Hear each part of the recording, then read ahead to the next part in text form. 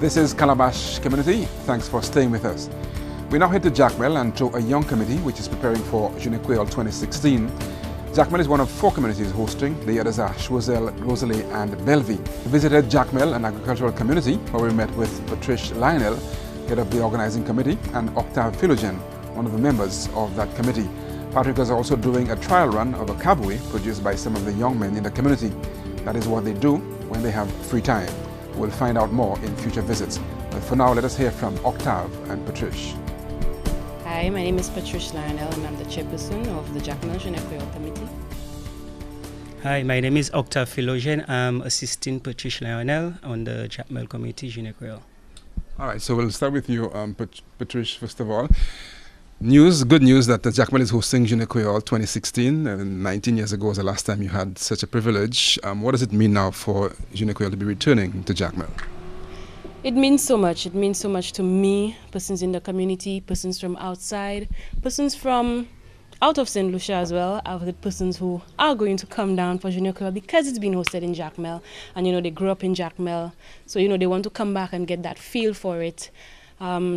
Though that was 19 years ago, a long time ago, but persons still remember it. They enjoyed it and they want to see that community spirit coming back again where everybody comes together, have a good time, network and whatnot. Because Jounen Kweyol, it really brings you together. It brings the generation gap closer, younger persons getting to hear from the older persons what it was like growing up and whatnot. So we're very excited, we're elated to be hosting again. So I hope everyone can come down, enjoy themselves, have a good time, and we'll have a fantastic Jounen Kweyol in Jacmel. 19 years ago, you said, and you mentioned the generation gap. Do you recall that last Jounen Kweyol here? Were you even around at the time? I may have been 8 or 9. I don't remember it, but I've heard stories about it.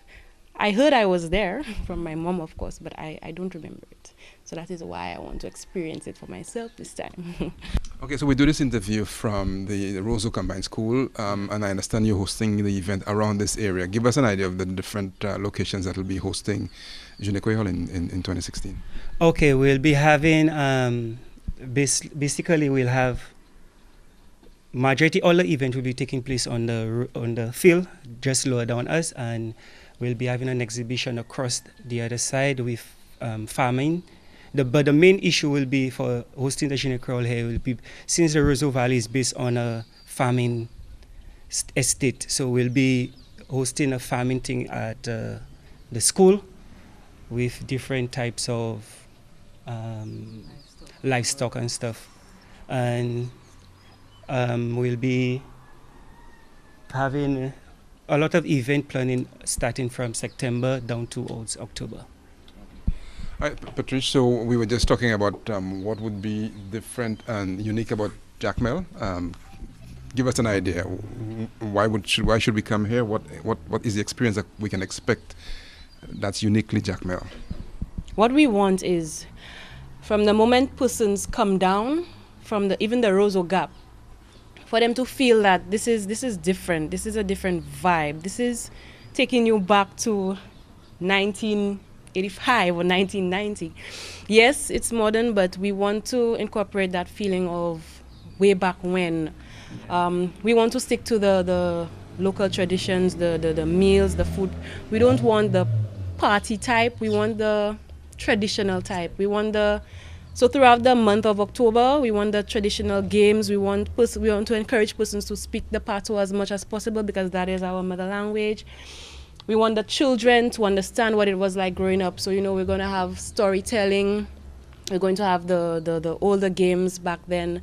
Like Mr. Octave mentioned, we're going to have the exhibition because Jacmel, as you know, it's actually a lot of persons came down to live in Jacmel from Vieux-Fort Soufrière because, well, not just Jacmel, but the Roseau Valley. That's where the money was at the time with sugarcane and bananas and whatnot. So as you drive down, what you would have seen on your way is a lot of plantations on the other side of the road. So we're going to incorporate that. I can't give too much details on the exhibition, but I know when persons come down, they're going to be amazed, they're going to be wowed. We're going to have exhibitions at the school, and On the day as well, we're going to have an exhibition on the field. We're going to set up a section just for that. And I hope persons do come down to see what we have in store, because Jacmel, Roseau Valley, Millet, Vanna, Cooley Town, all these places, Montciso, Mondo, we have a lot to offer. And so we want to put what we have to offer on display for persons from around St. Lucia to come and have a look and get the feel, get the vibe. And you won't miss out, trust me. So the plan is to incorporate all those communities, you mentioned a few of them a while ago, to incorporate all those communities into your activity, even if you're hosting it here in Jacmel. Yes, because we have a lot of skilled persons from around. It's not just, yes, Jounen Kweyol is in Jacmel, but that consists of all the other communities. We have comedians, we have cultural groups, we have turbo groups. They're from Millet, from Boaden. So persons from just around the valley coming together, putting on their talents, putting on what God has given them, so we can have a good show when it comes to Jounen Kweyol. So we're utilizing everything and everyone we have around us. So it's not just about Jacmel, but it's about the other communities as well. All right, Octave, well, just before we started this interview, we had you on camera driving something. Could you give us an idea how much of an activity is it in Jacmel? I know when we all grew up, we were all making trucks and so on, but is it still very prevalent here, and who are the guys involved in that? Well, it is, but not compare. Well, when I used to grow up a little boy, I used to do a lot of that. The catapult. We used to do a lot of that, as well, the caboué.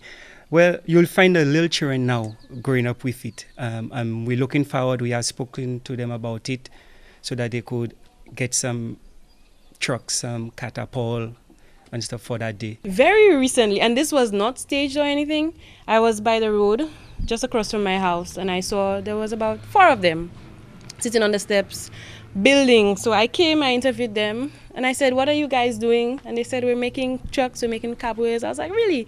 My little cousin, he's about 9 years old.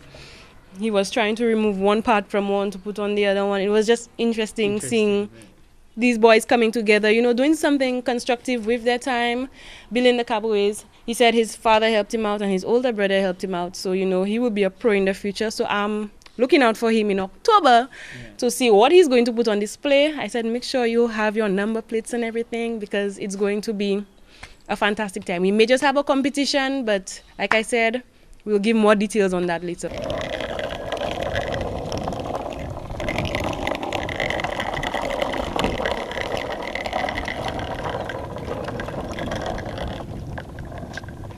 Stay tuned to Calabash Community as we keep you abreast of what is being planned for Jounen Kweyol 2016.